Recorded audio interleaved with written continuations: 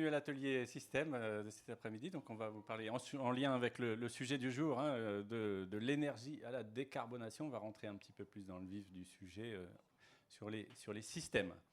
Avec donc Clément Dupé qui sera le rapporteur qui est dans la salle, qui est là, il va écouter, il va tout noter, alors dites pas de bêtises. Mais vous avez le droit de poser des questions, vous avez le droit. L'idée, c'est que ce soit aussi interactif. Alors, ce qu'on va vous proposer, c'est d'abord quand même dérouler un petit peu les présentations. On a quelques présentations. Et puis, ensuite, on aura un temps d'échange ensemble. Voilà, donc avec nous aujourd'hui, pour parler de ce sujet, nous avons Alexandre Oppé chez Atlantic Systems. Bonjour Alexandre. Sophie Bouquillon de Rovan Certification. Bonjour Sophie. Laure Mouradian du CETIAT. Bonjour Laure. Et Fabrice Ondé de chez Carrier. Bonjour Fabrice. Sans transition, je propose à Fabrice de peut-être nous parler des systèmes décarbonés de la marque Carrier. Ouais. C'est ça. Donc tu as la main sur les slides. Alors, on a intitulé ça Carrier Horizon 2030 pour la présentation, mais ça va être relativement sommaire. On ne va pas tout détailler parce que ce serait vraiment trop long. Ce n'est pas ni une heure ni une journée, ça ne suffirait pas. Il y a tellement de sujets sur la décarbonation. Mais voilà, on a choisi de parler l'horizon 2050 pour le net zéro, qui va être donc l'échéance d'une neutralité carbone par rapport aux émissions. Et quand on détaille le système, quand on va avoir les 45% donc par rapport à tout ce qu'on va pouvoir récupérer en carbone, en émissions de carbone. Donc on va avoir 40% d'électricité, d'électrisation par rapport aux pompes à chaleur, c'est le sujet. Aujourd'hui, nous, Carrier, fabricants de pompes à chaleur et de production d'eau glacée, et principalement de pompes à chaleur, ce sont des équipements qui tournent, qui fonctionnent avec l'électricité. Après, on va avoir, alors excusez-moi, je crois bien, les solutions énergétiques. Donc là, ça va être associé, toutes ces machines-là vont être associées à des systèmes efficients et intégrés, on va dire, avec de la GTB, pour pouvoir faire fonctionner ces équipements et qu'on ait une efficacité, une efficacité énergétique la plus élevée.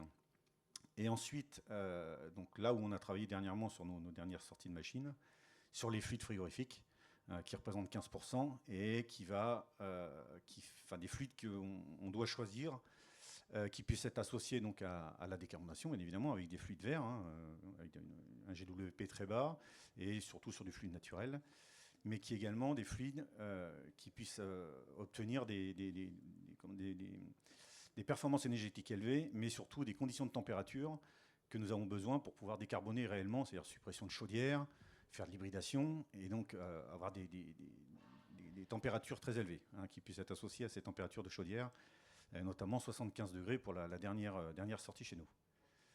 Et on a donc en dernier, là, les 5% qui restent, qui sont les matériaux durables. Voilà, pardon.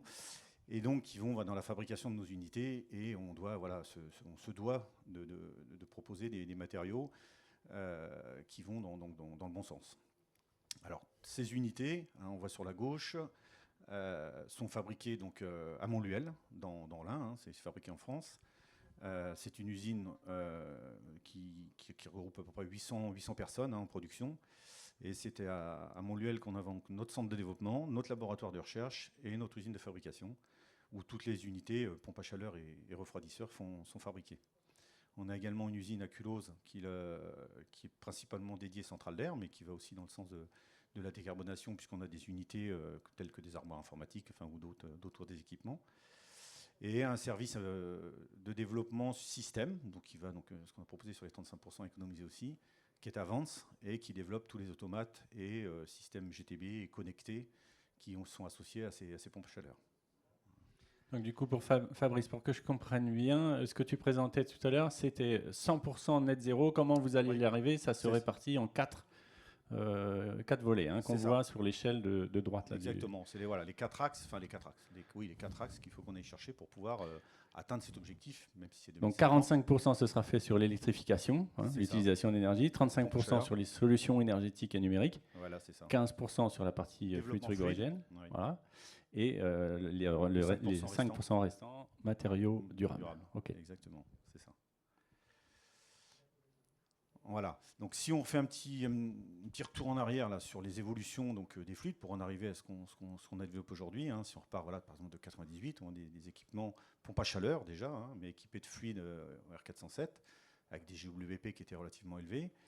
Et les premières machines, on va dire, avec des fluides avec GWP très très bas et avec des conditions de température associées justement pour commencer à décarboner, puisque les machines HFO qui ont été développées en 2015, on atteignait des températures de 85 degrés déjà, surtout sur du réseau de chaleur ou de la décarbonation en industrie avec des valorisations d'énergie fatale, pour en arriver 2025 avec des unités autonomes, RO, pouvons atteindre des températures de sortie d'eau à 75 degrés et avec un fluide naturel du R290.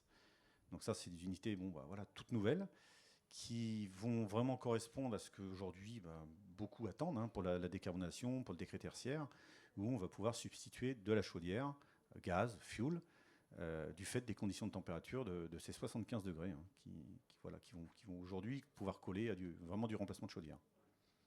Bon, juste un petit focus voilà, sur la machine qui est en bas sur le parking, hein, vous avez certainement pu voir. Sur les différents avantages que propose cette machine, donc 75 degrés de sortie d'eau, des escopes qui sont très élevés, puisqu'on arrive à un escope de 4,20 donc sur cette machine, bon, elle est estampillée à A++, hein. Compresseur, ventilateur et module hydraulique, donc pompe en fonctionnement inverteur variable. Donc c'est l'ensemble de la machine qui sera variable, du coup, donc une adaptabilité sur la température de sortie qui sera optimisée, hein. La sécurité, on a accès sur des machines qui ont une quantité de gaz inférieure à 4 kg, ce qui permet de s'affranchir de certaines contraintes sur la réglementation par rapport au flux naturel R290 propane. Voilà. On a décidé également de faire des machines compactes, modulaires et sans énormément d'options, puisque c'est une machine qui est quasi full option, à part quelques traitements, soit traitements de bord de mer, voilà, qui sont mis en supplément. Sinon, c'est des machines modulaires, mais qui sont tout équipées, prêtes à l'emploi. Et du fait que tout soit variable, avec une nouvelle gamme de ventilation, c'est une machine qui est très silencieuse, donc qui va s'adapter dans le milieu tertiaire, milieu collectif, où on a des contraintes de niveau sonore, puisque par rapport à l'ancienne gamme qu'on avait, on a gagné 7 dB, ce qui est énorme. Voilà. Tout soit variable, c'est-à-dire le compresseur et les vitesses de ventilateur. Et la pompe, et le module hydraulique, et la pompe aussi, sur l'hydraulique. Voilà. Et donc, la connectivité par rapport aux 35%, ce qu'on disait tout à l'heure. Donc, une connectivité qui va pouvoir associer l'optimisation sur le CS, l'optimisation sur les lois d'eau, sur la température de sortie d'eau, ou voire faire de l'hybridation et piloter de la chaudière. Ça pourra le faire aussi. Ça, c'était une machine qui est sur le marché déjà. Elle est sortie quand ? Elle est sortie janvier. Janvier, première sélection, on les a fait au mois de décembre. Et tout ce qui est prescription et vente, parce qu'on en a déjà vendu donc depuis janvier. Ouais. Et ça s'adresse à quel marché ? Eh ben, ça s'adresse quasiment à tous les marchés. C'est-à-dire qu'on peut faire, peut-être pas du résidentiel, parce qu'on commence à 40 kW, mais petit, moyen, tertiaire. Ça peut dans le collectif, puisque c'est des machines qu'on peut coupler et qui peuvent atteindre 560 kW en n'ayant quasi qu'une seule machine, puisqu'elles discutent, les cadres vont discuter entre elles comme si c'était qu'une seule machine. Et ça aussi, on le valorise, par exemple, pour l'industrie également. Donc pour faire de la relève de chaudière et pouvoir commencer à décarboner, voire totalement, parce qu'il y a même des systèmes où on a supprimé des chaudières pour y mettre ces machines. Voilà. Merci Fabrice. Voilà. On va passer la parole à Alexandre Opé d'Atlantique. Ouais, tu bouges ? Comment on fait ? Ouais, chacun bouge alors. Allez. Bonjour à tous. Du coup, Alexandre Opé, d'Atlantic System. Donc, Atlantic System fait partie du groupe Atlantique. Le groupe Atlantique, c'est un groupe industriel français assez volumineux et en fait, il est organisé par groupe d'expertise, par filiale d'expertise. Et donc, nous, chez Atlantic System, c'est la boucle d'eau sur le tertiaire et le collectif. Le groupe Atlantique, en quelques chiffres, rapidement, c'est 13 000 collaborateurs. La moitié de ces collaborateurs sont en France, donc 6 500 sur le territoire. 31 sites industriels dans le monde, dont plus de la moitié en France maintenant, et je vais y revenir puisqu'on a un gros investissement sur le territoire français, notamment au profit de la décarbonation. Alors, contrairement à ce qu'on t'a dit, est-ce que tu peux éloigner un peu le micro parce que c'est très fort ? Sinon je peux baisser le... Ok. Ça marche, je parle moins fort. J'avance. Et donc, du coup, sur l'investissement pour la décarbonation, c'est-à-dire que la présentation va être faite en plusieurs temps. Ah, il faut vraiment que je parle de très loin. Ah ouais, excusez-moi, ouais. ça marche. Ou sans micro, sinon. Donc, du coup, le groupe Atlantique investit massivement dans la décarbonation, d'une part dans l'outil industriel, dans l'outil R&D, et d'autre part dans la force de vente avec tous les outils pour vous accompagner. Là, du coup, il n'y a plus rien. Ouais, c'est bon.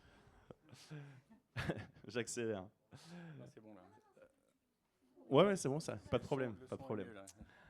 Donc sur 2024, c'est plus de 75 millions d'investissements avec 500 personnes orientées vers la décarbonation et orientées vers la pompe à chaleur individuelle, collective, le ballon thermodynamique, avec des usines, des nouvelles usines, des centres de recherche sur la performance thermique, sur la performance acoustique, également sur l'électronique. Donc on voit bien ici que le groupe Atlantique fait vraiment ce qu'il faut pour investir et pour se préparer pour la décarbonation de nos usages. En termes d'outils industriels, ça, rapidement, la dernière usine qui est en train de naître, puisqu'elle sera inaugurée en fin d'année, l'usine de pompe à chaleur individuelle au propane, donc fabrication 100% sur le site de Châlons, dans le Grand Châlons, où là, on aura pour objectif de produire 150 000 packs individuels sur cette usine-là, sachant qu'on en produit à peu près la même chose sur les usines du Nord en ce moment. Et également, je vous parlais donc de la société que je représente, Atlantic System, donc sur le collectif tertiaire. Là aussi, on a de la chance puisqu'on a notre propre usine de pompe à chaleur collective, où là, on est sur des volumes plus faibles, évidemment. Il y a moins de pompes à chaleur collective que de pompes à chaleur individuelles, mais avec une capacité de production de 8000 pompes à chaleur par an. Et là aussi, fabrication de pompes à chaleur au propane. Et cette usine-là se situe à Beauce, près de Mâcon. Finalement dans l'Ain, donc pas très loin de Culose. Du coup, on est dans un territoire vraiment de la thermodynamique par là-bas.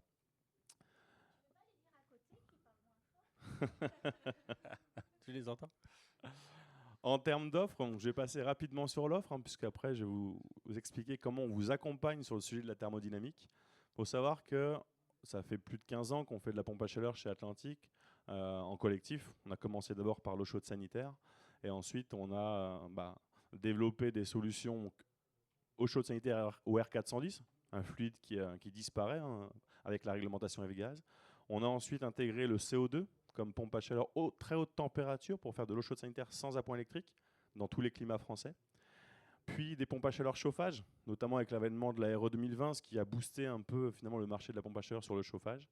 Et puis donc le R32, il faut savoir que c'est un fluide qui a vocation à disparaître avec la réglementation F-gaz.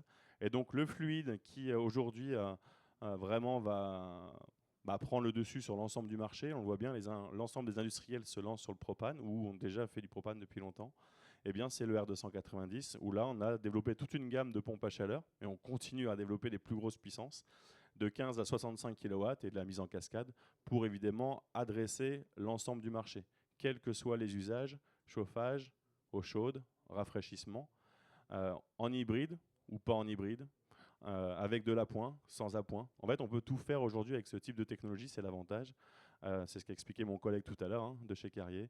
On peut très bien remplacer une chaufferie gaz ou alors l'hybrider. Ça va dépendre des enjeux du client. En termes d'accompagnement, quand on parle de pompe à chaleur, aujourd'hui, la profession se forme. Tout le monde n'est pas encore expert en pompe à chaleur, ou alors peut-être que vous l'êtes déjà. Mais en tout cas, on est là pour travailler avec vous, pour vous accompagner si besoin. Et dans le domaine de la pompe à chaleur, il y a plein de sujets. Il y a l'intégration. Donc on a des guides d'intégration, notamment pour évaluer les risques liés au propane, quand il y a des dispositifs à mettre en place quand il le faut. Mais surtout un sujet majeur qui est l'acoustique. Aujourd'hui, c'est vraiment le sujet central quand on parle de pompe à chaleur. Parce qu'en termes de performance, réellement, les industriels ont fait le job, on est tous dans les mêmes ordres de grandeur. On a des très bons COP, des très bons scopes. Mais après, sur l'acoustique, il y a vraiment un sujet qui est important. Et là, en fait, chez Atlantique, on a décidé d'aller vraiment jusqu'au bout de l'exercice. C'est qu'évidemment, on communique les données certifiées. Il les faut pour les organismes de certification, donc les données qui sont à charge partielle. Il faut savoir que quand on certifie une PAC, c'est à plus 7. Donc là, on fournit la valeur certifiée, mais on fournit également les valeurs à pleine charge, parce qu'une pompe à chaleur peut fonctionner à pleine charge, dépendamment de son usage, dépendamment de comment elle a été dimensionnée. On fournit également les coefficients d'atténuation vibratoire, et on va même plus loin, puisqu'aujourd'hui, on peut fournir sur un projet un spectre sonore heure par heure. Donc on fournit la puissance acoustique d'une cascade de PAC heure par heure, ce qui va nous permettre de vérifier dans l'année le fonctionnement, la durée cumulée d'apparition du bruit. Alors s'il y a des acousticiens dans la salle, l'intérêt de vérifier ça, ça permet de corriger l'émergence. On pourra en reparler plus tard de l'acoustique, on peut parler des heures. Et donc ça nous permet vraiment de vous accompagner dans vos projets acoustiques et après de définir ou pas des solutions de traitement, sachant qu'on a aussi des partenaires en solutions de traitement acoustique. Et pour finir, il faut savoir que dans notre approche commerciale ou de conseil, on va aller même plus loin que l'approche commerciale. Aujourd'hui, on va vraiment travailler par cas d'usage, par type de réglementation. Et on en parlait ce matin, on travaille déjà en système. Je n'ai pas pu tout vous présenter, mais chez Atlantic, on fabrique tout, des échangeurs à plaques, des ballons d'eau chaude sanitaire, des pompes à chaleur, des chaudières, des skis de raccordement au réseau de chaleur. En fait, on a une approche système, une approche globale, ce qui nous permet d'intégrer aussi de l'ingénierie financière et dans le cadre, notamment en l'occurrence ici du décret tertiaire, de travailler en ROI. C'est-à-dire qu'on va regarder avec le maître d'ouvrage quel est son objectif dans le cadre du décret tertiaire. On va comparer plusieurs solutions. Et pour chacune d'entre elles, on va faire évidemment le dimensionnement, le prix, mais aussi les coûts d'exploitation. Et puis, sur une durée de vie qu'on aura fixée avec le maître d'ouvrage et l'exploitant, on pourra définir un ROI et donc regarder par rapport à l'objectif quelle est la solution qui en découle et qui est la plus appropriée au projet. La même chose avec le DPE, donc dans le cadre de la rénovation. Je ne vais pas vous faire tout le détail, mais on a la même logique. Là, on a également un outil interne qui permet de calculer des DPE collectifs.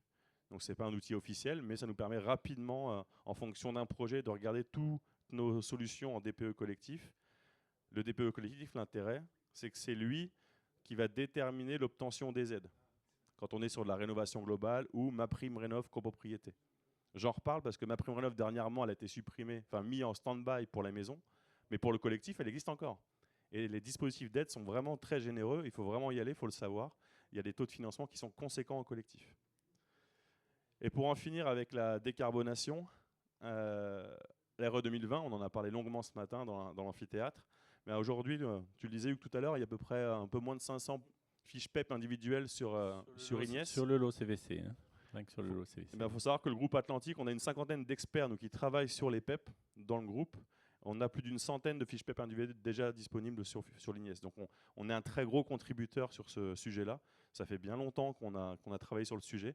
Donc là aussi, c'est pareil, pour accompagner les bureaux d'études notamment, ou voir les maîtrises d'ouvrage en RE 2020, on a des outils qui comparent toutes les solutions du groupe, voire même de solutions concurrentes évidemment, et on regarde l'impact en fonction du projet de l'utilisation des fiches PEP que nous avons, ou des fiches PEP par défaut quand nos confrères n'en ont pas.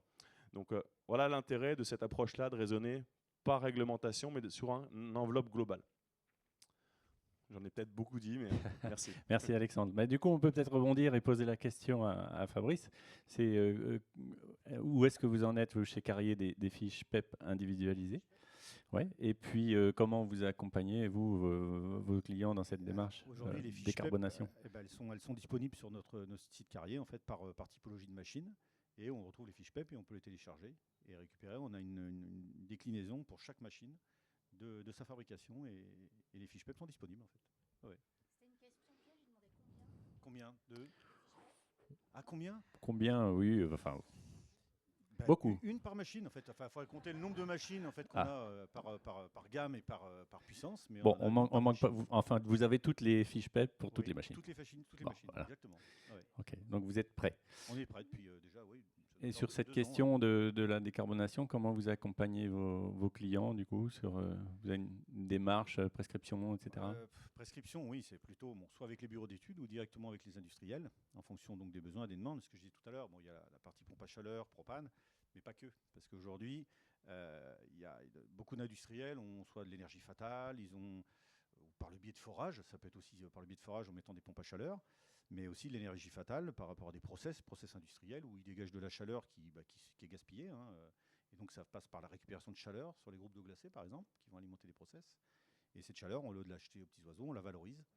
Et alors soit en basse température ou en haute température, donc avec les packs au haut qu'on avait, qu'on a vu là. Et là, on sait sortir de l'eau à 85. Donc du coup, au lieu de jeter aux petits oiseaux, cette chaleur fatale, on la rehausse et on la réinjecte dans le process du client. Voilà. D'accord. Est-ce que vous avez peut-être Alexandre et tous les deux, hein, Fabrice, un exemple de réalisation récente en tête sur Moi, ouais, j'en ai une qu'on a fait là, qu'on a réalisée l'année dernière. Alors c'est pas que c'est tout nouveau, parce que la récupération de chaleur, ça fait déjà un petit moment qu'on en parle, hein, mais c'était beaucoup dans l'industrie, parce que bon, le fait des C2E qui étaient valorisés, et tout le monde, beaucoup de personnes se sont jetées dedans, en fait, et puis les industriels en ont profité pour financer en partie leurs projets. Et là, aujourd'hui, ce qui revient plus, parce que l'industrie, en fait, ça, voilà, les fiches industrielles pour la récupération de chaleur va s'arrêter bientôt, hein, c'est comme ça au niveau des C2E. Par contre, le tertiaire continue. Et du coup, c'est dans le milieu hospitalier aujourd'hui où il y a de l'énergie fatale à récupérer sur les groupes froids, parce qu'ils ont un besoin de puissance froid globalement toute l'année, même si ça baisse en hiver. Mais on vient de faire une clinique là, et donc on a remis donc 2 groupes d'eau glacée, enfin une puissance de 1000 kg avec une pompe à chaleur de 1200 kW qui développe une température d'eau de 75 ou 80 degrés. Et aujourd'hui, depuis le mois d'octobre que la récupération de chaleur est en service, le client, entre l'énergie électrique consommée qui a diminué parce que c'est des machines beaucoup plus efficientes, et la récupération de chaleur, il doit être rendu à 450 000 euros depuis le mois d'octobre d'économie entre sa facture d'énergie électrique et gaz. C'est-à-dire que là, les premiers, qu'on a commencé à démarrer en octobre, jusqu'à plus 5 degrés extérieurs, en fait, ils consomment 0 gaz. C'est la récup de chaleur qui est valorisée dans la clinique. D'accord. Alexandre, on n'avait pas prévu ça, mais voilà. Non, pas de problème. Alors, si vous voulez des projets emblématiques locaux, l'idéal, c'est pas de discuter avec moi, mais c'est de discuter avec les experts locaux, donc ils sont juste devant, experts atlantiques, sur le secteur. Après, j'ai pas d'exemple particulier. Par contre, quand on parle de PAC, on parle de filière, on parle de formation. C'est-à-dire historiquement, on est très bien implanté chez les exploitants, puisque on faisait une chaufferie gaz sur 2 depuis une dizaine d'années, donc ce qui fait qu'on travaille beaucoup avec eux. Et si j'avais quelques exemples, dernièrement, on a signé un marché avec IDEX sur une dizaine d'EHPAD dans l'Est de la France, ou alors avec Dalkia au niveau national, on s'occupe de décarboner l'ensemble du parc de la Poste Immobilier. Voilà, ça c'est des exemples, mais vraiment à l'échelle nationale. Ce n'est pas un site emblématique, mais ça montre vraiment une massification de la décarbonation avec des acteurs importants, comme Dalkia par exemple, avec notamment le parc de la Poste ou plusieurs EHPAD. Aujourd'hui, notre objectif de massification de la décarbonation, c'est de travailler à l'échelle du patrimoine des clients. Voilà. Ok, merci. Merci à tous les deux pour ces exemples concrets de machines qui sont d'ores et déjà disponibles sur le marché. Alors, on va changer d'échelle parce qu'on va parler un peu du CETIAT et de l'accompagnement du CETIAT. Bon, tout le monde connaît un peu le CETIAT, mais je vais quand même laisser Laure redéfinir un petit peu peut-être Oui, qui elle est et qui est le CETIAT avant de parler un petit peu des sujets sur lesquels le CETIAT travaille autour de la décarbonation. Merci Hugues. Donc effectivement, moi je vais vous parler de quelques projets d'action collective de recherche qu'on mène au CETIAT qui viendront compléter effectivement ces éléments-là. Donc le CETIAT, on est un centre technique industriel, alors on est membre à ICVF. Et donc on va accompagner les fabricants français de matériel aérolique et thermique, donc tous les équipements CVC pour le bâtiment et l'industrie. Et un tiers de notre chiffre d'affaires permet de financer des projets d'action collective, donc qui sont des projets de recherche qu'on mène avec les industriels. Et sur les projets de recherche, donc on a un contrat d'objectifs et de performance qu'on signe avec le ministère. Et dans notre nouveau contrat d'objectifs et de performance, on a 3 axes principaux. Le premier est justement sur la décarbonation, la sobriété énergétique et puis l'économie circulaire. Alors on en parle un petit peu avec les PEP, mais ça encadre plein d'autres choses. Et voilà, au niveau de la profession, on est en train de regarder justement les autres aspects qui vont au-delà simplement de l'impact RE 2020 ou les PEP. Il y a encore plein d'autres leviers sur lesquels on peut jouer. Une thématique. Alors moi, je viens de la ventilation, donc j'en parle pas dans les diapos d'après, mais je suis obligée de dire un mot sur la ventilation. Quand on parle de décarbonation ou de rénovation, il ne faut pas oublier la ventilation. Et on l'a vu ce matin dans le PBD, on a des indicateurs QAI qui sont importants. Donc, une ventilation intelligente, modulée, avec des capteurs qui sont caractérisés, permet de réduire la consommation des bâtiments et de récupérer l'énergie. Il fallait que j'en dise un mot parce que sinon tous les industriels, là, ils allaient m'attendre derrière la porte. Et puis métrologie de l'énergie. Donc quelques exemples de projets de recherche sur les PAC en logement collectif. Donc on a un projet qui est un gros projet de recherche qu'on mène avec Uniclimat, la profession et puis l'AFPAC pour aider au déploiement des pompes à chaleur dans les logements collectifs.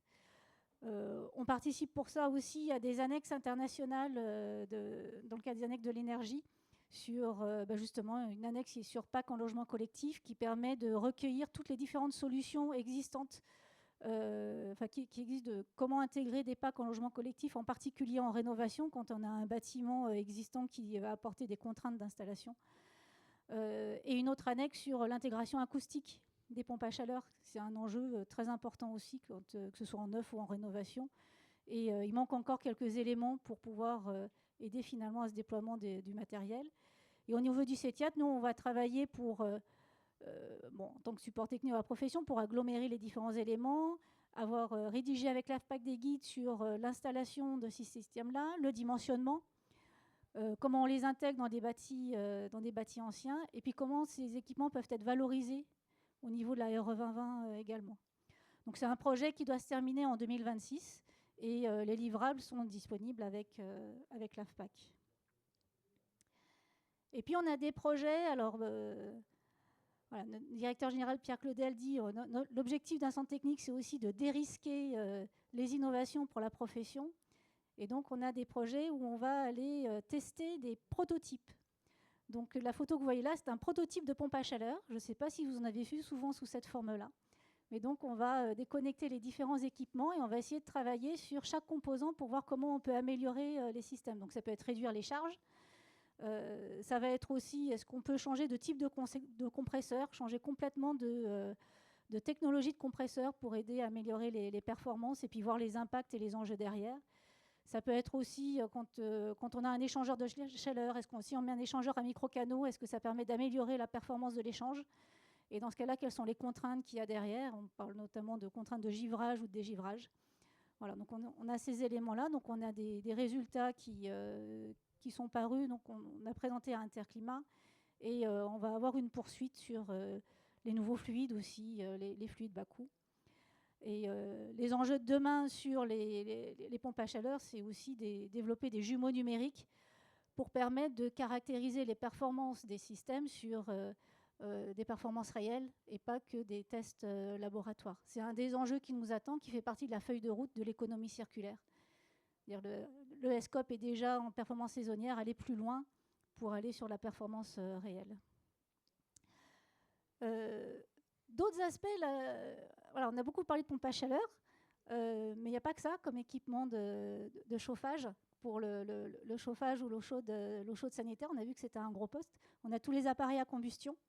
Et donc, on a des projets qu'on mène avec la profession et puis avec des partenaires externes aussi sur l'utilisation de biocombustibles dans les chaudières. Ça fait partie d'un des leviers pour la décarbonation des bâtiments. Donc, comment on va faire pour intégrer du RDME, qui est du biogaz, qui a des propriétés différentes du propane, et donc qui a des impacts sur les chaudières. Il faut regarder jusqu'à combien de pourcents on est, quelles sont les contraintes sur le stockage de ces biogaz, est-ce que les pourcentages sont les mêmes quand on est en début ou en fin de cuve. Donc biogaz, et puis le biofuel aussi, le biofuel. Donc on a du F30 qui est actuellement déployé. Et on imagine que les réglementations vont continuer à se durcir sur l'utilisation des carbones fossiles. Et donc là, on est en train de mener un projet pour voir comment les équipements se comportent quand on va mettre du F100, c'est-à-dire 100% de biofuel. Voilà, donc avec tous les enjeux derrière pour ceux qui ne sont pas familiers, F30, c'est 30% de biofuel dans le fuel. Dans le fuel voilà. Classique, donc le 70% de fuel classique. Et le donc, F100, c'est 100% de biofuel. Voilà. Alors, un projet qui va jusqu'au F100 nous permet de tester du F55, je ne sais pas si, enfin, 55% de biofuel. Et donc, sur le biofuel F30, ces études nous ont permis d'écrire un guide avec l'AFCF 3C et puis Uniclimat pour aider finalement les installateurs sur comment installer des chaudières, quels sont les points d'attention sur tous les équipements, les réseaux, les conduits d'évaporation quand on est en maison individuelle, en collectif, réutilisation des conduits, et à la fois pour le neuf et la rénovation. L'enjeu de la rénovation est important pour ces équipements-là. Et le dernier projet qu'on vient de lancer, c'est sur les packs hybrides. Donc voilà, les packs hybrides, ça existe déjà. Dans les chaufferies, ça se fait bien. Dans l'individuel, ça peut être plus compliqué parce que ça veut dire qu'on achète 2 appareils. Et donc ce projet sur les packs hybrides, donc on a des partenariats qui sont en cours de finalisation L'objectif, c'est aussi d'accompagner la profession, de mutualiser tous les projets de recherche qui peuvent avoir lieu pour pouvoir donner des guides et des règles sur le dimensionnement de ces systèmes hybrides. Donc pour ça, on va faire des suivis expérimentaux, on va aussi faire des essais en laboratoire. Alors, on va revenir sur des prototypes qui vont avoir pour enjeu d'avoir différents modes de couplage, différents types de régulation. Et on va regarder aussi le dimensionnement de ces systèmes et comment on les valorise dans nos moteurs de calcul énergétiques et environnementaux. Voilà quelques exemples de projets de recherche. Donc, voilà, on est peut-être un peu plus en amont et on espère qu'on aidera et nos fabricants et la profession pour déployer encore plus des solutions bas carbone et décarbonation. Merci Laure. Donc vous voyez qu'on a un certain nombre de projets qui se font, le CETIAT et Uniclimat travaillent ensemble sur un certain nombre de projets. Comme je vous disais ce matin, nous, l'important c'est de maintenir une palette de technologies qui permettent d'aller, qui sont d'ores et déjà décarbonées ou qui sont en voie de décarbonation. Donc par exemple les chaudières, cette étude-là, on va dire que c'est en voie de décarbonation. Mais il y a également tout ce qui est solaire thermique, qui est pas suffisamment employé peut-être aujourd'hui, la biomasse, et puis toutes les hybridations possibles avec tous ces équipements-là. Voilà. Donc nous, on essaye de garder toutes les possibilités ouvertes. On parlait de diversité ce matin globalement, ça joue également sur les équipements. Je pense qu'on aura besoin de diversité à l'avenir pour résoudre tous les cas de figure. Merci Laure.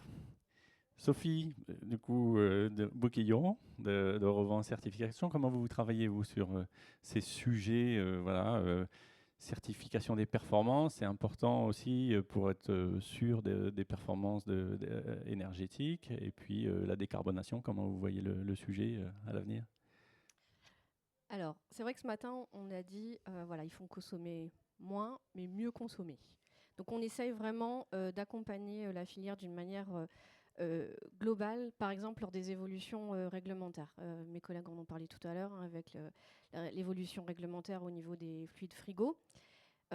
Ça fait évoluer les produits, et donc ça fait des produits qui sont innovants, et donc on essaye de les accompagner pour maintenir la confiance au niveau de ces innovations.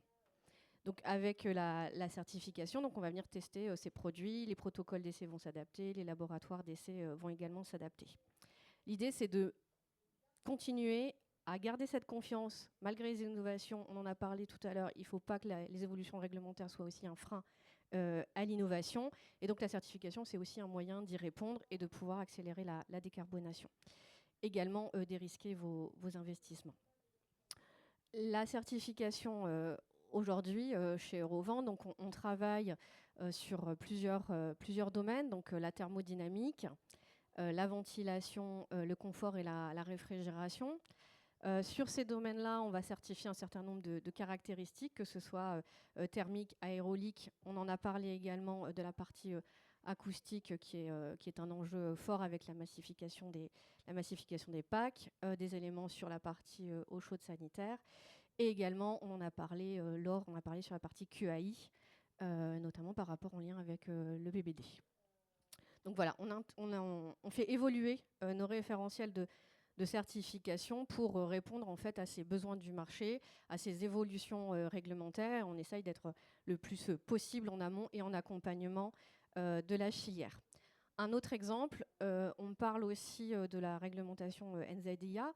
Et donc, avec la certification, on va directement sur les sites de production. Et donc, en fait, on est capable de vous dire quel produit est fabriqué à quel endroit. Donc ça aussi, ça contribue à la décarbonation puisque vous avez accès à cette information. NZIA, c'est Net Zero Industry Act. C'est ça. C'est ça. Merci, parce Donc, que je l'avais plus. Eh bien, c'est ce que le gouvernement envisage d'utiliser pour éviter d'être un peu trop envahi par des produits qui viendraient de très loin. Donc ça, c'est pour donner un autre exemple. Si je reviens donc sur la présentation de Revent rapidement, donc on est accrédité, donc on travaille sur tous ces domaines avec 45 programmes de certification qu'on adopte le plus possible aux attentes et besoins du marché. D'ailleurs, si vous en avez, n'hésitez pas à me les faire remonter. 3 marques de certification principales, donc Eurovent Certified Performance, des produits autour de la marque NF et de la marque QB. Comment ça fonctionne concrètement? Donc c'est toujours une démarche qui est volontaire de la part des industriels, donc ils investissent du temps, de l'énergie, bon, aussi de l'argent pour rentrer dans cette démarche, pour être le plus transparent possible avec vous sur l'atteinte des performances de leurs produits. Donc on va définir avec l'ensemble des acteurs de la filière les règles du jeu qui seront connues, et on va venir développer des opérations d'évaluation, que ce soit par des audits, des essais, des vérifications de logiciels, en fonction du produit, en fonction des attentes et des besoins. On a tout un panel d'opérations d'évaluation qui peuvent être mises en place. Et derrière, on fait en sorte de rendre accessibles toutes ces données. Donc sur notre site internet, vous avez l'information de toutes les caractéristiques qui sont certifiées aujourd'hui de ces produits de génie climatique en libre accès, mise à jour au fur et à mesure, on va dire une fois par semaine en moyenne. Donc vous pouvez vous les approprier et les utiliser. Ça me permet de faire la transition avec la data, qui me semble être un axe aussi assez important, parce qu'on voit la multiplication des différents critères. On a parlé de la QAI, on a parlé du carbone, mais demain on va parler certainement d'autres choses. Donc on va devoir générer et rendre de plus en plus transparente cette donnée, et elle va devoir être véhiculée. Donc on a aussi au sein de Eurovent une activité qui s'appelle ProdBIM, sur justement la dissémination des données, qu'elles soient certifiées ou non certifiées, notamment dans le domaine du BIM par exemple. Pour rebondir sur la partie PEP que tu as amorcé tout à l'heure. Ce matin, oui, on a parlé un petit peu. Les données, c'est aussi les données environnementales. Très rapidement, et on est vraiment en phase aussi pour dire, voilà, il faut pousser à ce que les PEP maintiennent cette information sur la phase d'utilisation, qui est effectivement très très importante. Hein. Tu parlais de la différence de vision potentielle. Des différentes normes, d'ACV, donc d'analyse en cycle de vie. Oui, voilà. tout à fait. Et c'est vrai qu'avec toutes ces datas, l'idée c'est de prendre aussi un petit peu de hauteur. Là, on parle de la France, mais tous nos fabricants sont plutôt européens, et je pense qu'ils sont aussi plus à même de se dire ça serait bien qu'on ait quelque chose qui soit repris au niveau de l'Europe également pour les PEP. Merci. Voilà. Merci Sophie. On va peut-être garder, parce que l'idée c'était d'être un peu interactif, donc jusque-là on ne l'a pas trop été. Mais du coup c'est le moment. Donc si vous avez des questions sur la donnée, oui. Alors, attends, j'arrive avec le micro. Ça va être mieux avec le micro. Voilà, question pour Sophie. Quel est le label QB, qui est un peu méconnu pour nous? C'est Quality Bâtiment du CSTB. Ah d'accord. Qualité Okay. Bâtiment du CSTB. D'accord. C'est ça. Merci. Est-ce que vous avez des questions à poser au CETIAT sur les données Voilà, j'arrive. Hop. Oui, je voulais dire CETIAT. J'ai pas fini ma phrase. En fait, je voulais dire CETIAT aux intervenants. CETIAT. Bonjour, c'est une question plutôt pour les deux fabricants, et notamment dans la présentation de Carrier, lorsque vous avez montré vos packs RO avec des températures de sortie d'eau à 75 degrés, c'est plutôt à destination de la rénovation pour avoir des températures d'eau aussi élevées? Oui, principalement, parce que c'est des systèmes qui sont existants et qui nécessitaient des températures élevées, bien sûr. Ouais, après, le 75 degrés, l'avantage sur la machine, c'est jusqu'à moins 7 degrés, en fait, on sait sortir de 75 degrés. C'est pas qu'à plus 7, on ne dégrade pas trop la température. Maintenant, c'est vrai que dans les nouveaux systèmes, on tend vers de la basse température, évidemment, parce que les COP sont bien meilleurs en basse température. Parce que, est-ce que ça permet ponctuellement de monter un peu plus haut? Je pense notamment au procédé de choc thermique quand on fait de la prod de CS. De CS oui, voilà. L'avantage du 75 degrés qu'on n'avait pas avant, c'est qu'aujourd'hui, on sait faire de l'ECS, on sait faire du chauffage. En fait, on répond quasiment à tous les besoins. Après le 75 degrés, effectivement, si vous avez une seule machine qui va faire de l'ECS et du chauffage, l'intérêt, c'est de... Voilà, parce que dans le système, c'est pour ça que je parlais aussi de régulation, c'est intégré, c'est-à-dire qu'on peut avoir une dérivation avec une 3 voies, par exemple, charger un ballon et revenir sur un régime de température chauffage. Ou donc, on optimise le COP, c'est-à-dire plusieurs régimes de température, quoi, bien sûr. C'est intégré de base dans la machine, ça, ouais. On va partager.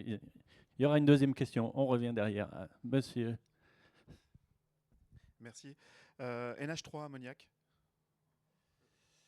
On peut en dire quelque chose?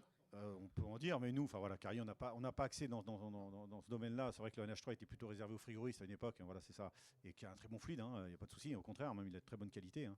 Après, c'est un fluide qu'il faut savoir appréhender, tout le monde ne sait pas le travailler, on va dire, hein, et qui était depuis toujours en fait dédié à l'agroalimentaire, et qui revient dans des gros systèmes, mais pas dans les petits systèmes en fait. Et le 744 CO2, CO2, on l'a travaillé. Enfin, bon, après, pour les petits systèmes, il s'en est fait. Hein. Nous, Carrier, on n'a pas accès justement par rapport aux pressions.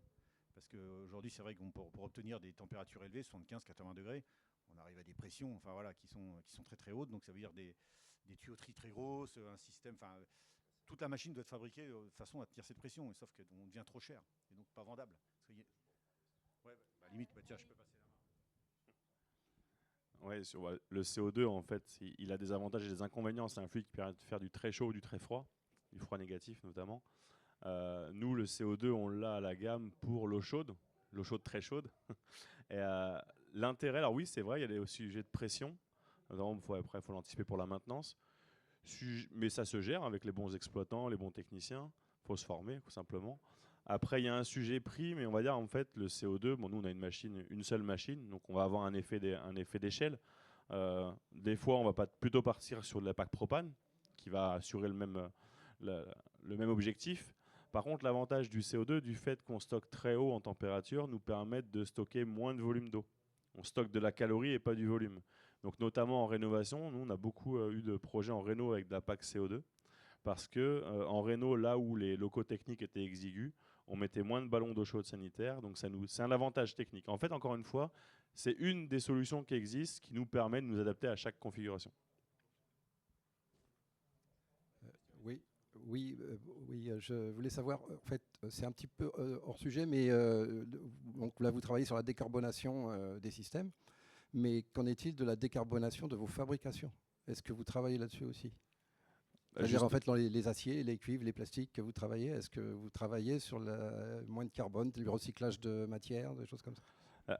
La réponse à cette question, c'est PEP, entre guillemets, puisque le PEP, en fait, encadre tout ça, et plus on a un PEP important, performant, plus ça veut dire qu'on a travaillé sur la décarbonation de nos systèmes dans la partie industrialisation, la partie aller chercher les bons matériaux aux bons endroits, aller chercher les bons matériaux.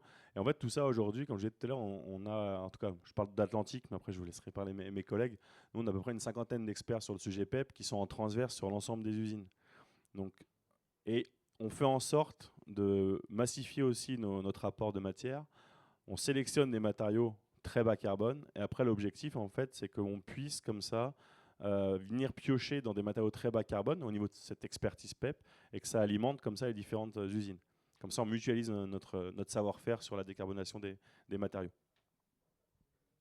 Fabrice, vous en avez parlé un petit peu tout à l'heure.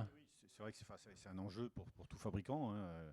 Nous, Carrier, depuis quand même pas mal d'années, on avait déjà accès aussi sur la partie consommation électrique sur des énergies plutôt vertes. En fait, on s'était donné un droit, un devoir de pouvoir assurer avec de l'électricité venant d'origine renouvelable. Ouais, renouvelable. Ouais. Après, les fichiers PEP, oui, effectivement, ça en fait partie. Maintenant, je ne suis pas sûr que tout ce qu'on peut utiliser dans nos machines pourra être non, mais vous y travaillez aussi, on l'a vu tout à l'heure sur la matière, par exemple. Oui, carrément, bien sûr. On va dans ce sens-là. Maintenant, on n'est pas encore à 100%.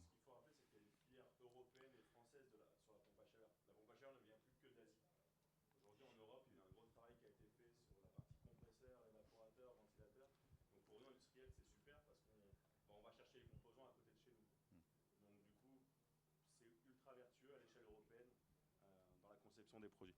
Bon, du coup, ouais, on entend. Ah, c'est pour l'enregistrement. Désolé. Est-ce que je peux poser une question? Pardon, allez-y. On va y arriver. Ah, d'accord. Oui, c'est justement une question au CETIAC que je voudrais poser par rapport à vos études, votre analyse sur l'utilisation du biofuel. Est-ce que vous vous intéressez sur les performances sur des systèmes adaptés au biofuel? Je parle système, c'est brûleur-chaudière, ou sur des choses existantes, chaudières existantes, brûleurs existantes, d'une part. Et est-ce que vous étudiez également, puisque vous avez fait une photo avec une chaudière et une PAC, la relation, le couple chaudière-PAC, c'est-à-dire en gros comment on régule l'ensemble? Ce sont deux études différentes.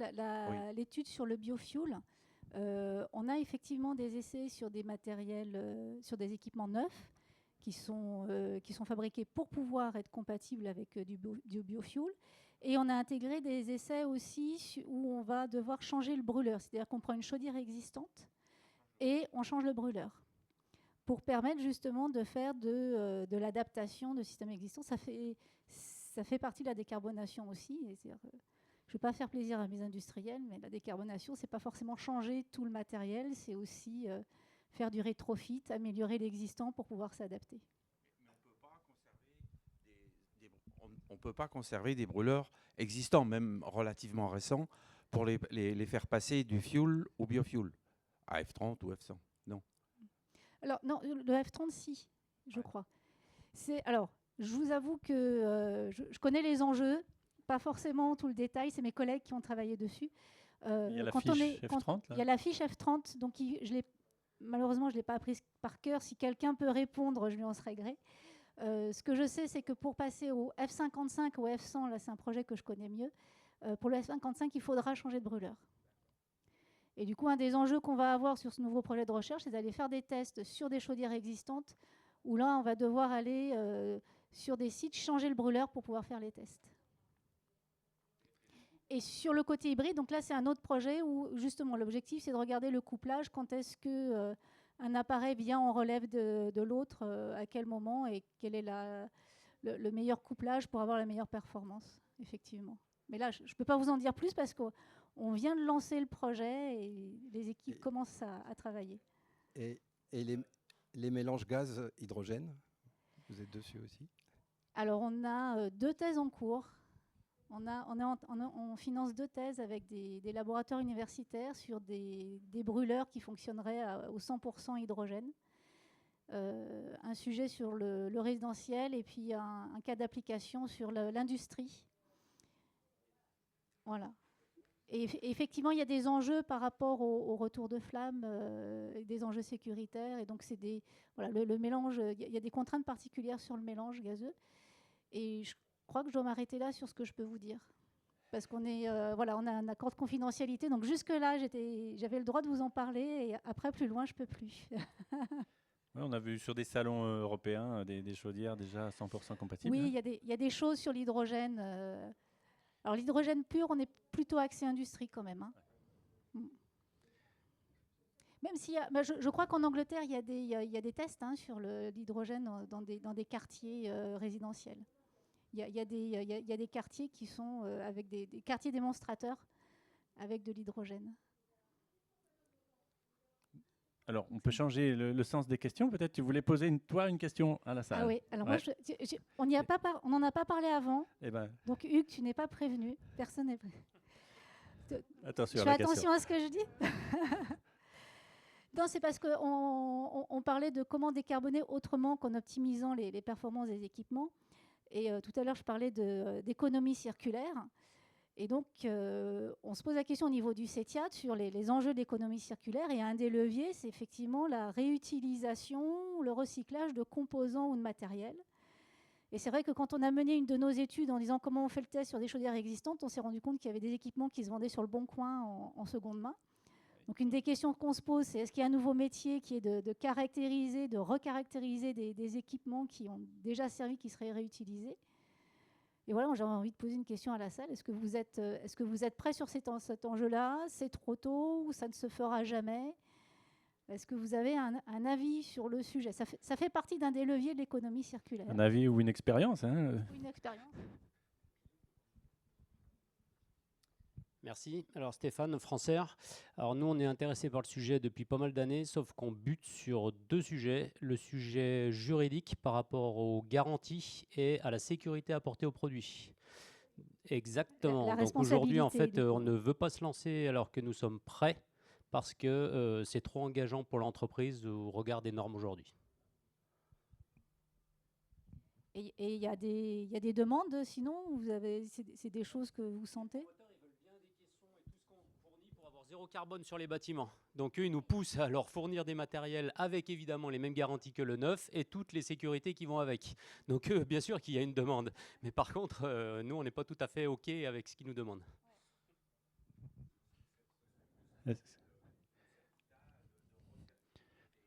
Attendez, je vous apporte le micro, comme ça pourra être enregistré. Sophie, on te propose Ce un sera nouveau, plus l'objet- nouveau levier de Ah, certification. je me fais l'écho de la question, hein, ce sera plus l'objet de Moi, j'aime bien certification. cette idée. Effectivement, on s'était aussi posé la question, mais on n'a pas encore abouti, on n'est pas tout à fait mûr, hein. On a eu des échanges aussi avec l'UMGCCP, enfin les représentants des installateurs sur ce sujet, mais on n'a pas encore travaillé dessus. Mais pourquoi pas? Ça peut s'envisager. Bien. Ah, ouais, encore une question. C'est une remarque. Non, c'est plutôt un témoignage. Moi, dans ma vie professionnelle, des occasions pour recycler des équipements existants, j'ai eu très peu de possibilités de pouvoir le faire parce qu'en règle générale, lorsqu'on remplace des équipements existants, ils sont totalement obsolètes au niveau de la classe énergétique, etc., hein. Des vieilles pompes Samson ou Willow, on en avait plein le stock dans notre atelier, mais pour revendre ça, sans parler de garantie, etc., hein, mais refiler, on va dire, une voiture diesel des années 80, aujourd'hui, je vois pas quel client achèterait, même si on lui donne, hein, quand on voit aujourd'hui les performances des nouveaux équipements, j'ai jamais eu l'occasion en fait de recycler ce matériel. Ah oui, c'est une des problématiques du génie climatique, c'est qu'on n'arrête pas d'améliorer la performance des produits et assez fortement chaque année. Donc évidemment, des produits qui ont 20 ans, ils sont carrément obsolètes. C'est effectivement une des remarques, hein, c'est de dire il vaut mieux changer de produit parce que les réglementations ont tellement changé que les produits ne sont plus adaptables.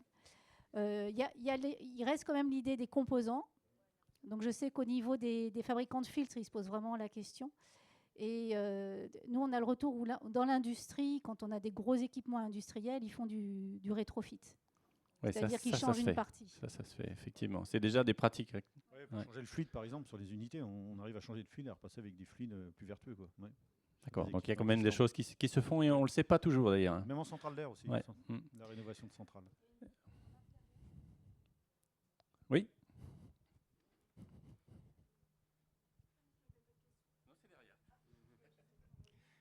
Bonjour.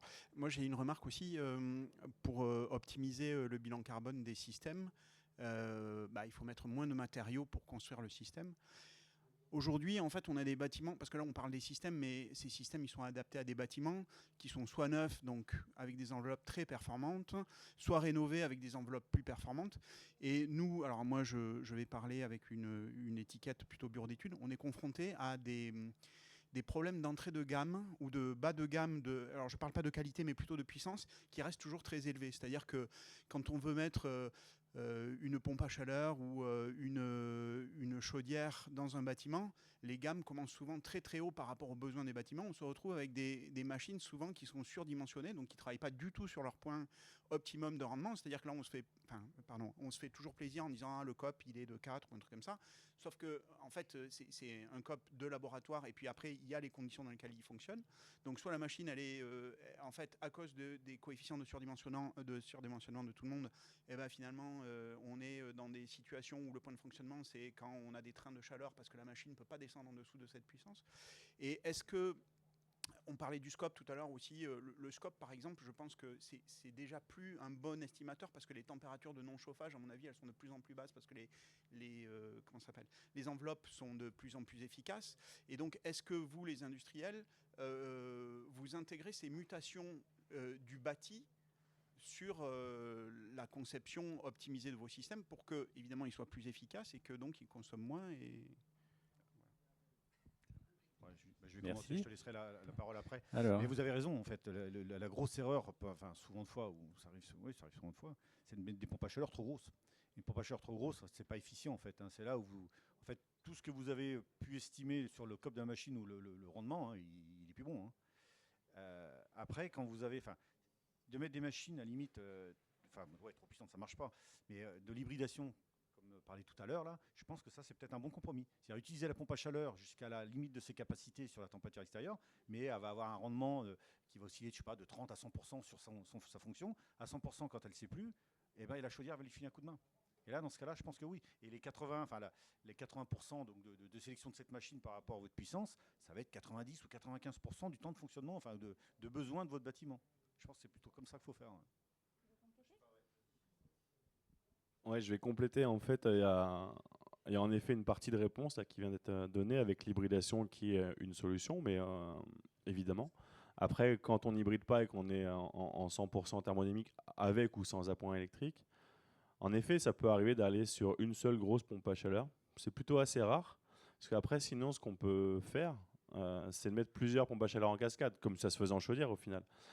Mais pour revenir, même si on avait une seule pompe à chaleur, aujourd'hui, il faut savoir qu'il y a deux grandes technos de pompe à chaleur, des pompes à chaleur avec des compresseurs dits inverters. Donc, compresseur inverter, c'est de la modulation de puissance, mais comme en chaudière. On aurait pu se poser exactement la même question en chaudière gaz avec la modulation de puissance. C'est exactement la même chose. Sauf qu'en effet, là, l'impact sur le COP, il est plus important. Parce qu'une chaudière, bon, ça allait de 90 à 110. Là, on peut aller de 1,5 à 5, quoi, suivant le temps. Et concernant le COP, le scope, il faut même aller plus loin. Tout à l'heure, je parlais de calcul de ROI. Aujourd'hui, on a des bases de données météo, notamment météo normes, qui nous permettent du coup de calculer le COP horaire. Et donc là, on peut vraiment déterminer le bon COP de la production. Et ça nous permet du coup d'identifier l'appel des compresseurs et d'avoir le bon COP au bon moment. Donc ça, c'est des choses qu'on peut vous donner.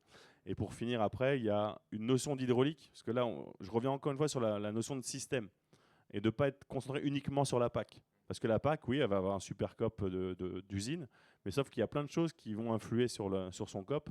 Ça va être le dimensionnement hydraulique, le découplage hydraulique, les volumes de tampons, les volumes de découplage, plein de choses. Donc c'est pour ça que c'est difficile de répondre à cette question de manière simple.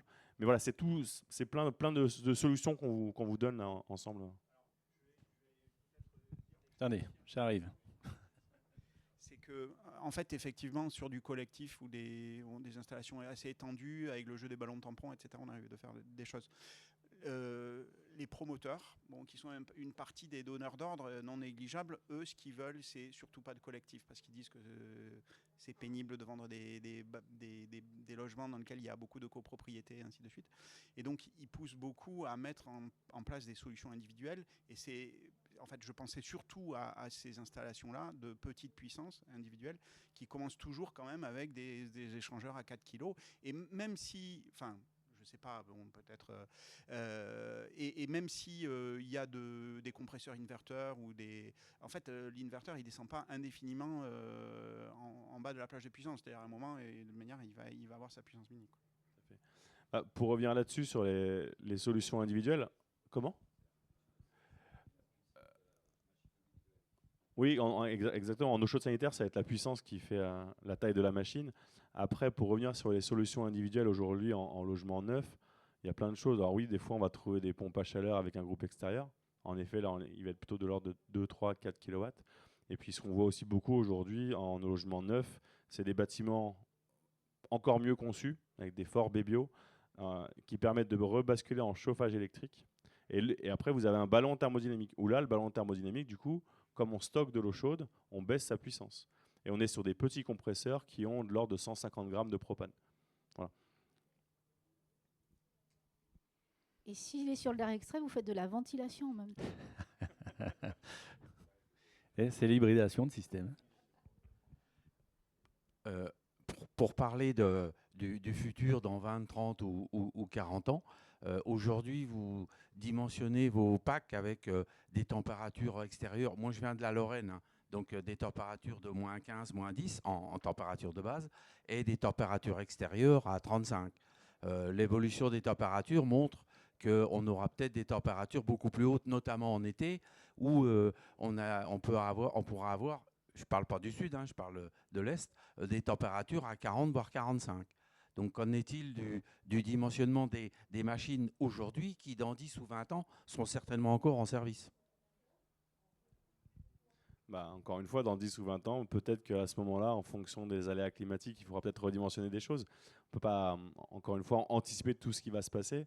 Déjà, sur les calculs de COP, etc., aujourd'hui, on va plutôt se baser sur les fichiers météo-normes qui sont les moyennes des 20 dernières années. Donc, on se rend compte déjà que les températures de référence, qui sont des températures DTU, elles n'apparaissent plus. Mais il faut être vigilant quand même parce que le réchauffement climatique, il va y avoir des cas extrêmes, aussi très chauds, très froids. Donc méfions-nous quand même. on se cale avec des fichiers DTU, enfin avec des données normatives. Après, sur le très chaud, on fera évoluer nos systèmes thermodynamiques pour qu'ils sachent faire de l'eau chaude quand il fait très chaud ou du froid quand il fait très chaud. Je vais peut-être laisser aussi mon collègue. La question, c'est est-ce que tu auras un kit pour pouvoir améliorer ta chaudière installée maintenant pour que dans 10 ans, elle puisse... on est sur du rétrofit. Là, je sais pas. C'est pas ça. C'était pas ça ? Je me suis mal exprimé. Le sens de ma question, c'était les matériels aujourd'hui, installés aujourd'hui, comment vont-ils évoluer dans 20 ou 25 ans, puisqu'ils seront encore en service, hein. On parlait du recyclage, mais on ne recycle plus des chaudières fuel ou même il y a encore des chaudières charbon par chez moi, qui ont été adaptées au fuel, hein, mais c'est des engins qui ont 50 ans. Hein. Et donc, qu'en est-il des matériels d'aujourd'hui qui seront soumis, je parle notamment en production froid, avec des températures extérieures à 40 ou 45 ? Est-ce que c'est pris en compte? Est-ce que c'est Oui, c'est pris en compte. Aujourd'hui, la majeure partie des machines, enfin tout ce qui est groupe d'eau glacée ou réversible, fonctionne jusqu'à 46, 48 degrés en standard. Et aujourd'hui, même jusqu'à 55. On a des unités qui fonctionnent jusqu'à 55. Extérieures. Oui, qui maintiennent l'HP, c'est-à-dire que voilà, les batteries sont faites pour absorber une température de condensation, enfin de température extérieure jusqu'à 55 degrés. Ouais, c'est pris en compte, bien sûr. Le réchauffement climatique, en fait, voilà, et nous, fabricants, et on est obligé, enfin, on le fait parce que notre usine produit pour Europe, Afrique, Moyen-Orient, et en Afrique, hier c'était 52 degrés, aujourd'hui ils nous demandent 55, pour pouvoir fonctionner jusqu'à 55. Et donc en Europe, on en profite du coup. Hein. Voilà. Je ne sais pas si on est sauvé, mais bon. D'autres questions? Peut-être un petit retour sur les données environnementales. Est-ce que vous avez les utilisées? Est-ce que vous avez déjà des retours? Oui, il y a des... Sur les données environnementales? Ah oui, on parlait de données météo là. Oui, il y a des fichiers. Oui. Non, après sinon, oui, il est... je crois que ça devait durer 1 heure, on a un tout petit peu dépassé. Mais il parle encore à côté, alors on va continuer. Plus. Est-ce qu'il y a... Ouais, allez.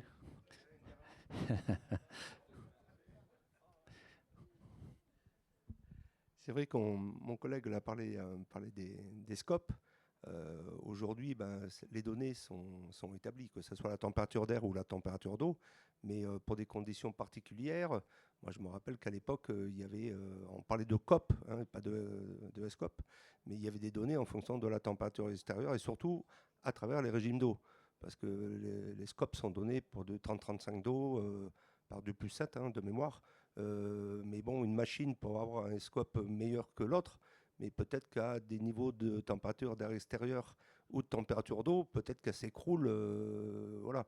Donc est-ce qu'aujourd'hui, moi j'ai pas trouvé, j'ai peut-être mal creusé, ou peut-être Sophie, je ne sais pas si pour répondre dans la certification des données, mais si j'ai des cas particuliers de température extérieure, peut-être pas température extérieure, mais en tout cas de régime d'eau, et si peut-être de température extérieure, parce que moi je ne suis pas en Lorraine, je suis à Montpellier, donc la température de base, normalement, c'est -5, même si ça fait des années qu'on ne les a pas eues. Mais bon, on partira quand même sur de -5.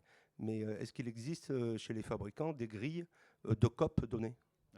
Je vais laisser répondre Sophie après. Juste une petite précision par ce que vous avez dit, c'est hyper important.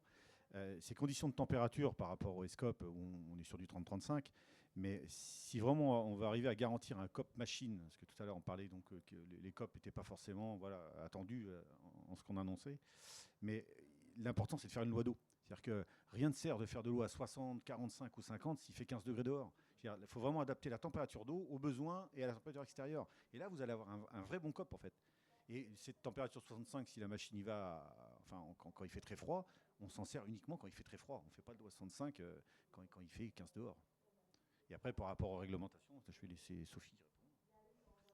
Alors, je ne sais pas si c'est vraiment une réponse, mais on a effectivement eu une réflexion pour faire comment on fait pour faire mieux matcher les performances certifiées par rapport à la performance réelle. Donc ça, c'est vraiment une approche qui est un peu nouvelle. Donc effectivement, c'est ce besoin d'avoir les performances de la machine à un point donné, une température, dans un climat, etc.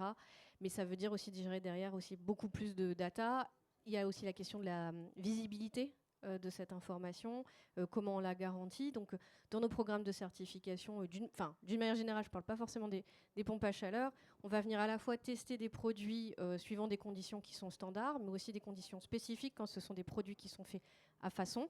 Et donc, en laboratoire d'essai, on va venir modifier en fait, ces conditions à façon pour répondre, et on va venir s'assurer que c'est de la simulation, hein, ces résultats de simulation sont conformes aux résultats qu'on va trouver en laboratoire. Ça se fait bien entendu par échantillonnage, mais on regarde globalement que ce soit cohérent. L'idée, c'est de, sur un projet spécifique, que l'industriel puisse vous donner les informations de performance de la machine sélectionnée ou vous souhaitez sélectionner aux conditions telles que vous les souhaitez, tout en ayant des garanties de fiabilité de cette information. Voilà. Juste une petite précision également, c'est l'importance de revend. C'est vrai qu'on ne se rend pas bien compte parce que c'est rentré dans les mœurs, et puis aujourd'hui, revend, voilà, c'est une référence. Ouais. et aujourd'hui, vous, bureau d'études ou installateur, c'est la seule base de référence que vous avez pour comparer de fabricants ou de machines ou de systèmes, en fait. Hein. Et c'est hyper important. On n'aurait pas ça aujourd'hui, bah, je pense que ce serait l'anarchie. Chacun annoncerait des perfs qui sont inventées, enfin, ou ce qu'on veut. Aujourd'hui, revend, c'est voilà, c'est le juge, en fait. C'est le juge de votre réflexion, de savoir quel fabricant on va choisir ou quelle machine. Pardon, Alexandre. Je vais juste compléter. Donc effectivement, ça permet un petit peu peut-être d'assainir en tout cas les informations que vous avez sur le marché. Par contre, on ne fait pas la surveillance du marché. Hein. C'est bien les autorités qui font cette surveillance du marché. Juste pour compléter rapidement, après, pour trouver les valeurs, je ne connais pas tous les industriels, mais réellement, nous, en tout cas, enfin, on transmet ces valeurs-là. Enfin, l'objectif, c'est d'être transparent avec vous, c'est de ne pas vous mentir. C'est de ne pas juste vous dire on a des COP ou des scopes à 4,5, 5. Oui, c'est vrai, dans certaines conditions, à un certain moment de l'année, suivant la loi d'eau. Mais en fait, en tout cas, ça va être Emmanuel Baudacier, qui vous connaissez bien sur Montpellier, vous lui demandez, en fait, on donne les tableaux de -20 à +40 et de +20 degrés en départ d'eau jusqu'à +70. Et ça, vous avez de ça tous les degrés. L'objectif étant d'être transparent, de pouvoir checker, suivant le modèle, suivant la loi d'eau, de pouvoir vraiment calculer un COP loi d'eau ou un SCOP, on l'appelle comme on veut. Mais par contre, évidemment, pour comparer les industriels, la meilleure manière, c'est de regarder les COP certifiés. Ça, c'est vraiment le juge de paix. Bien, bah, je vous propose de terminer cet atelier sur cette conclusion qui va faire plaisir à Sophie, je pense. Non ? Tu voulais reprendre